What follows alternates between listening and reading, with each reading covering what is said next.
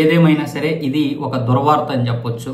గుజరాత్లోని అహ్మదాబాద్లోని Sardar Vallabhbhai Patel international airport నుంచి London బయలుదేరినటువంటి air India విమానం టేకాఫ్ అయిన కొద్దిసేపట్లోనే కుప్పకూలిపోయింది.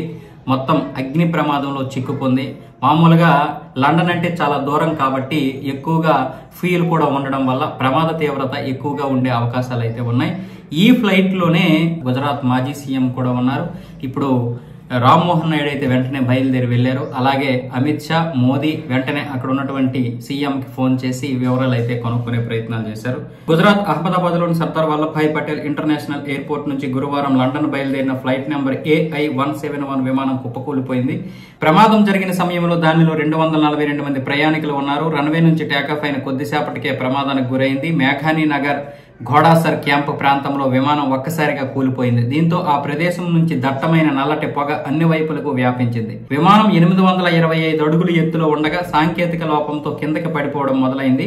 ఈ క్రమంలో మధ్యాహ్నం 1:39 సమయంలో పూర్తిగా కిందకి దిగిపోయి చెట్టును ఢీకొని ఈ ప్రమాదం జరిగినట్లు ప్రాథమికంగా భావిస్తున్నారు. ప్రమాదానికి గురైన విమానం wide body Boeing 787 dream liner. దీనిలో 300 మంది ప్రయాణించవచ్చు. ఇది 11 ఏళ్లుగా సేవలు అందిస్తుంది.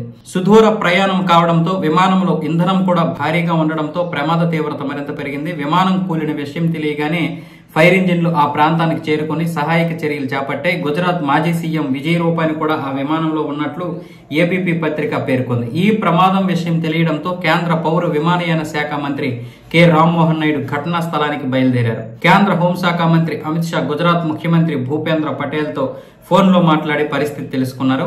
ఈ ప్రమాదంపై directorate general of civil aviation స్పందించింది. విమానానికి కెప్టెన్ గా సుమిత్ సబర్వాల్, ఫస్ట్ ఆఫీసర్ గా క్లైన్ కొండర్ వ్యవహరించినట్లు పేర్కొంది. సుమిత్ కు ఎల్టీసీగా 8,200 గంటలు, కో పైలట్ కు 11,000 గంటలు అనుభవం ఉన్నట్లు వెల్లడించింది.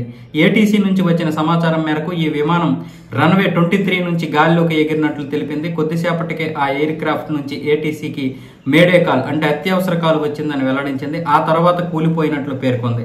మరోవైపు ఎయిర్ ఇండియా కూడా ఎక్స్ వేదికగా ప్రమాదాన్ని ధృవీకరించింది. తమ సామాజిక మాధ్యమం ఎయిర్ ఇండియా వెబ్సైట్ లో ప్రమాద వివరాలు అప్డేట్లు ఉంటాయని పేర్కొంది.